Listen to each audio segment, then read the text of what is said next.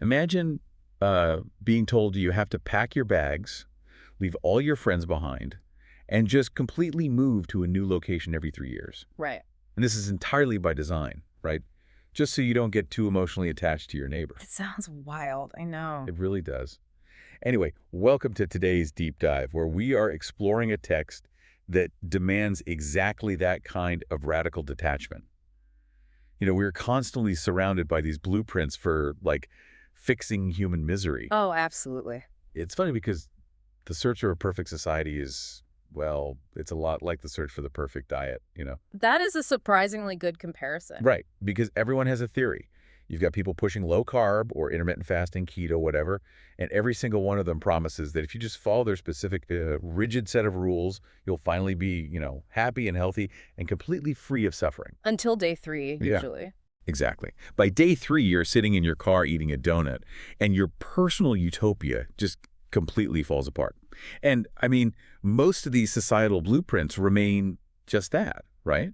Just theories. Yeah, beautiful theories that look incredible on paper. Right, but they collapse the absolute second they meet messy, real-world human behavior. Well, because the friction of human nature is just incredibly difficult to engineer away. I mean, we were biologically and honestly psychologically wired for deep attachment. Yeah. We're wired for self-interest, for resource hoarding, and inevitably, for conflict. Sure. So building a system that claims to completely bypass all of those deeply ingrained evolutionary traits is, well, historically it's nearly impossible. Right. Most utopian experiments, they fracture from within after just a few years because they fail to account for the complexities of the human ego. Which is exactly what makes the material we are unpacking today so incredibly fascinating. So you listening at home, we're looking at a document from June 2024. Yeah, quite recent. Yeah, very recent. It's titled The Truth About Utopia, and it's written by an author named Feng. It essentially outlines the foundational philosophy of a community known as Lifechanyuan. And specifically their physical living model, which they call the second home. Right, the second home. And the text claims this isn't just some thought experiment or like a weekend yoga retreat. No, not at all. This is a model that has supposedly survived and functioned for over 16 years. Which is a huge claim. And our mission for you today is to impartially unpack the blueprint provided in this text. We are not here to endorse this community as a true paradise. Definitely not. And we aren't here to condemn it as some restrictive experiment either. We really just want to understand the architecture of the author's claims. Because the scale of those claims is truly staggering, isn't it? It is. Feng states point blank that the Lifechanyuan utopian model can, quote, completely resolve and eradicate various social maladies and every individual's worries, pains, and misfortunes. Completely eradicate. Not manage, not temporarily reduce through therapy or public policy. No, completely eradicate every individual's worries. It's just a massive promise. And to understand how someone even attempts to build a society that promises zero pain and zero worry, we really have to look at the foundation. Right. And I was completely caught off guard by the very first building block here. Because the starting premise for this entire physical commune isn't political theory. No, it's not. It isn't a new economic model. It's actually science, or, well, specifically a very literal philosophical interpretation of quantum mechanics. Yeah, the scientific justification for Lifechanyuan begins precisely there. The text argues that quantum mechanics proves that the physical world before our eyes is the direct, tangible result of our observation. Wait, so? To use the text's stricter definition, they say the reality we experience is nothing more than a manifestation of our consciousness. Wait, so they are essentially using quantum physics to justify the structural design of a social commune. That is exactly what they're doing. That is wild. It is like saying life is a virtual reality headset, and your internal consciousness is the software. I like that analogy. Right. So if you write clean code, if you completely reprogram the underlying operating system of your mind, the headset generates a completely bug-free utopia. Precisely. You don't fix the broken world by just moving the physical, digital furniture around, so to speak. Yeah, you have to fix the underlying code. Exactly. And Feng writes that having created Lifechanyuan for over 20 years now, the truth of this theory has been deeply experienced by the community. Wow. The mechanism basically works like this. Whatever state your consciousness is in, reality simply acts as a mirror. It presents you with external results that perfectly match your internal state. So if the collective consciousness is fractured, selfish, anxious and competitive. Then your resulting society will inevitably be fractured, selfish, anxious, and competitive. That actually makes a weird kind of sense. The argument is that you cannot legislate your way out of misery. You have to change the consciousness first, and only then will the physical reality fundamentally transform. And they took this philosophy and literally poured concrete over it. I mean, the text states that in April 2009, they launched the physical second home model. Yeah, as a direct, tangible manifestation of this new unified consciousness. And Suifeng describes this resulting society as Suifeng-style communism and the kingdom of the greatest creator. It is entirely presented as a practical application of a spiritual theory. And the text provides some very hard claims about its endurance, too. Right. 16 years is a long time for a commune. It is. It explicitly states this second home model has survived more than 10 heavy blows over its 16-year existence. Added heavy blows. Yeah, meaning it hasn't collapsed under the weight of human nature or external pressure. In fact, Sofen's claims it is currently operating successfully in multiple countries. Wait, multiple countries? Yeah, the text specifically lists branches in Thailand, Canada, and South Korea. Okay, so this brings us to the logistics.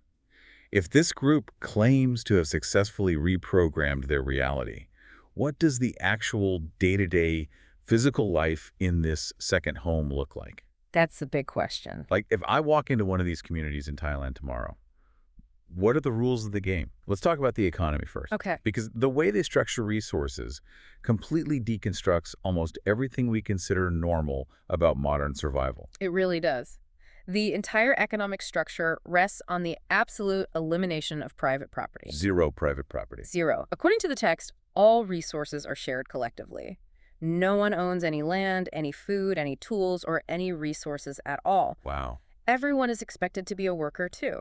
The text specifically notes there is no such thing as someone who simply consumes without participating in labor. But wait, how do they assign work then?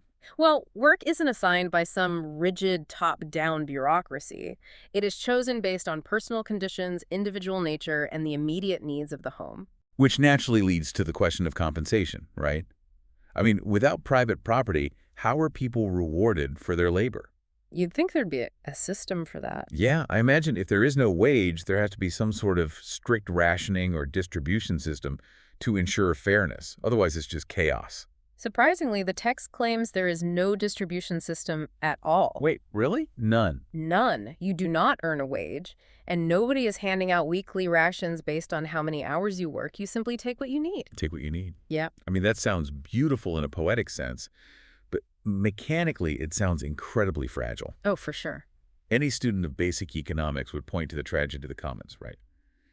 If everything is free and there are no managers policing the resources, what stops someone from taking all the best food or hoarding supplies just in case? Right, and the text insists this works because of the complete removal of the traditional family structure. Here we go.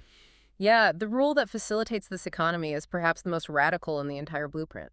Let's hear it. It states, quote, no marriage, no family, no kinship. That is easily the most jarring line in the text. Yeah. I mean, I have to push back on this on behalf of anyone listening. Go for it. For the vast majority of people, family is their primary source of support. It is the fundamental safety net. It is. Taking away marriage and family seems like a recipe for total emotional isolation, not utopian happiness.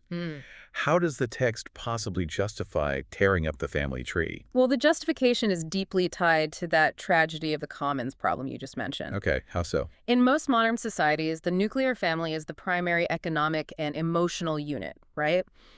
Wealth accumulation is usually driven by the desire to protect and pass resources to one's children. That's true. You want your kids to be safe. Exactly. You hoard money, food, and property because you prioritize your spouse and your offspring over a stranger. Yeah, of course.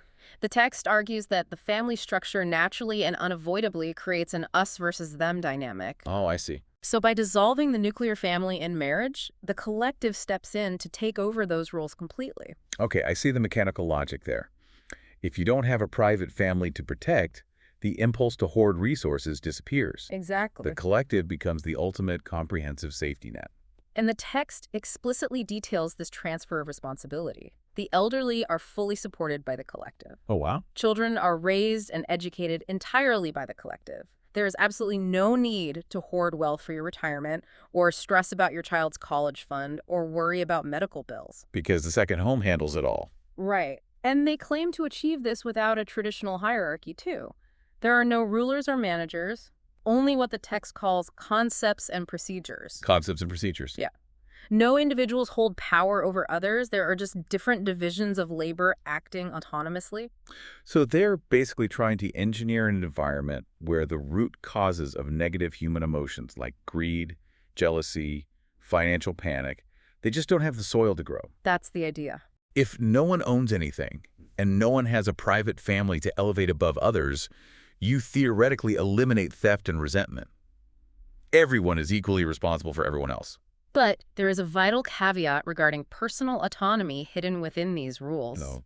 What is it? While no one owns property and you are entirely surrendered to the collective, the text strictly notes that all bedrooms are, quote, sacred and inviolable. That is such a fascinating specific detail. Isn't it? You own absolutely nothing. Not the food you eat, not the land you walk on, not the clothes on your back. But the space where you sleep is entirely sacred. Yes, It really suggests they recognize the human need for at least a sliver of psychological sanctuary. I think so. And alongside that sacred personal space, the text emphasizes a lack of coercion. You mean what? There are no performance assessments and no supervisory oversight. Everything is done according to one's own nature and ability. Swefeng paints this really vivid picture of a group of strangers living together like a family, completely without conflict, quarreling or fighting, just laughing and sharing everything happily. Okay, we have to inject some realism here. Fair enough. We are still talking about human beings. Yeah. Even if you dissolve the legal contract of marriage, and even if you mandate that the collective raises the kids, people naturally form cliques. They do. Wealth accumulation might stem from the family, but social dynamics stem from human chemistry. I mean, think about any workplace, any school, any friend group you have ever been part of. Right, people gravitate toward certain individuals. Exactly. They form special bonds, inside jokes, exclusive little circles. How does this utopian model prevent, like, high school-style drama, favoritism, and eventually factions from tearing the community apart from the inside? Well, the author clearly anticipated that exact behavioral flaw. I would hope so. The text outlines a highly specific and frankly extreme mechanical solution to prevent human chemistry from destabilizing the commune. Okay, what's the solution? It is a mandatory rotation protocol, which we can call the 3-year rule. Oh, man. When I read this part of the blueprint, my jaw actually dropped. It's intense. It states that within 3 years, personnel must rotate and move to entirely new locations. A mandatory systemic relocation. You are not permitted to stay in one place, living with one specific group of people for more than 3 years. It is essentially a self-imposed witness protection relocation program. That's one way to look at it. You are forced to pack up your life every 36 months, just so you don't get too cozy with your neighbors. The very concept of a home implies roots. Sure. Does the text actually explain why a place called the second home requires you to constantly sever your geographic and social roots? The text is entirely unapologetic about the reasoning. It explicitly states this rule exists to actively prevent people from forming special emotional, interest, and factional relationships. Yeah, the Chinese term used in the original philosophy translates closely to factional, crony, or clique relationships. So they're actively structurally disrupting deep, exclusive interpersonal bonds. By forcing everyone to constantly move across different second home locations, circulating between the branches in Thailand, Canada, and South Korea, the members are forced to remain attached to the collective as a whole. Right. And to the overarching ideology, rather than to specific individuals. You cannot form a breakaway faction if your social circle is systematically scrambled every few years. This reveals the ultimate paradox of this utopia, doesn't it? How so? We finally get to the aha moment of the text. It presents this beautiful, idyllic contrast where members live together like a family, laughing and sharing without conflict. Right. But behind the scenes, you must actively avoid forming special emotional bonds. That's the catch. The underlying philosophy seems to be that deep, exclusive love creates attachment, and attachment creates pain and preference. Exactly. Therefore, to eradicate pain, you have to eradicate exclusive love. You have to love everyone equally, which essentially means you aren't really allowed to deeply, fiercely love anyone in particular. It is a profound psychological trade-off. What is equally fascinating, though, is how the text attempts to balance this intense social engineering with claims of absolute autonomy. How can you have autonomy in a system like that? Well, despite the mandatory relocations and the dissolution of the family, the blueprint guarantees two specific freedoms: Okay. freedom of communication and freedom to leave. Really? Yeah, you are not a prisoner.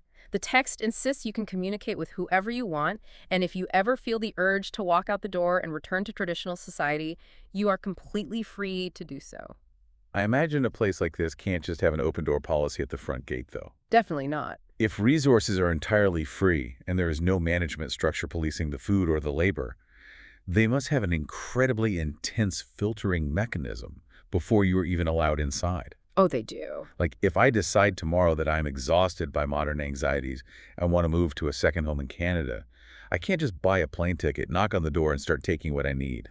No, the price of admission is astronomically high, precisely because the system relies entirely on the ideological purity of its members to function without managers. So what's the test? You cannot simply show up and verbally agree to the rules. The text outlines very strict, non-negotiable conditions required to become a member. First and foremost, applicants must go through a minimum of a 6-month spiritual purification process. 6 months of purification. Yes. Just to prove your mind is ready to handle the lifestyle without exploiting it. What are the actual prerequisites they are testing for during that half year? The requirements demand a complete ideological overhaul. You must revere God, life, and nature, strictly following what the text calls the path of nature. Okay, that sounds fairly standard for a spiritual group. But crucially, you must adhere to a massive behavioral and philosophical framework called the 800 Values for New Era Human Beings. 800 values. Yep, 800. That is not a light reading assignment or a simple list of 10 commandments. What kind of values are we talking about here? Are these practical habits or deep philosophical shifts? They represent a total rewriting of the human ego. These values focus on redefining success away from individual achievement and toward collective harmony. Wow. Furthermore, to pass the purification, you must systematically sever all earthly ties. You must pay off all your external debts. You literally have to own nothing before you cross the threshold. Oh, nothing. Literally. Literally, the text explicitly demands that you become unselfish, selfless, and unattached. That's intense. Once inside, you must actively participate in creating material, spiritual, or mental wealth for the collective and accumulate merit, living exactly according to the second home's procedures. The absolute sheer weight of these requirements is astounding. I mean, the text demands that you must be unselfish, selfless, and unattached. Yes. Look at the true cost of this paradise. You are promised a life with zero worries, no bosses, no financial panic, where the collective takes care of your children and your old age, and where you just freely take what you need from the communal pot. Sounds great. But the entry fee is literally your entire identity. You have to willingly surrender your family, your hometown, your worldly possessions, your debts, and your deep personal attachments.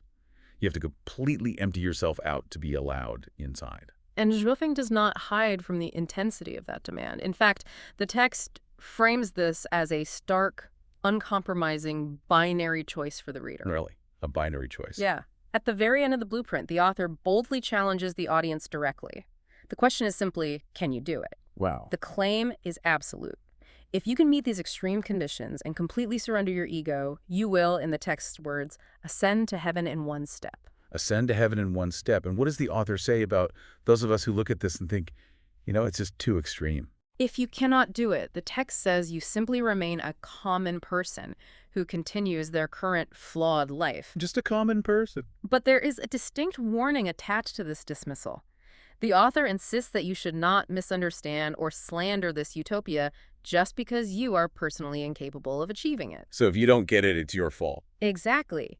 The text claims that if you haven't heard of it or seen it, it is simply because your fortune isn't great enough.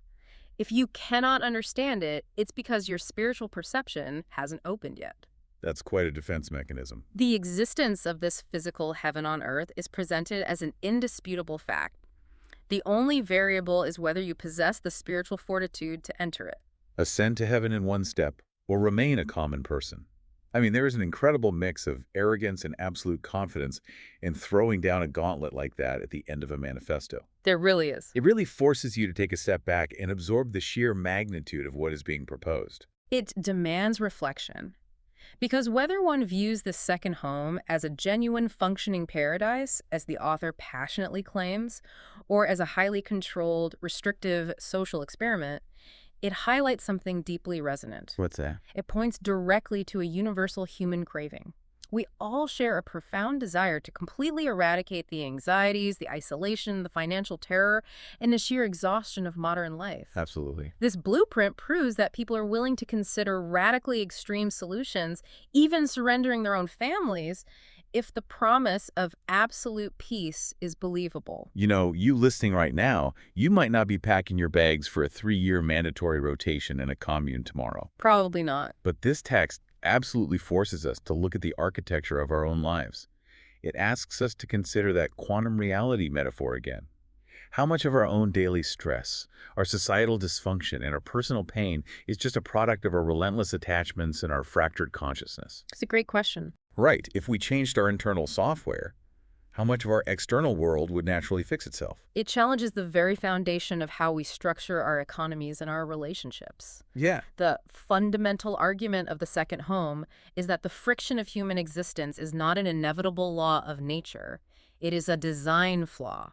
And it is a flaw that can be methodically coded out of society if you are willing to make the necessary, painful sacrifices. And what a sacrifice it is. But here is the lingering thought I want to leave you with today, something that builds on everything we've just discussed. I'm intrigued.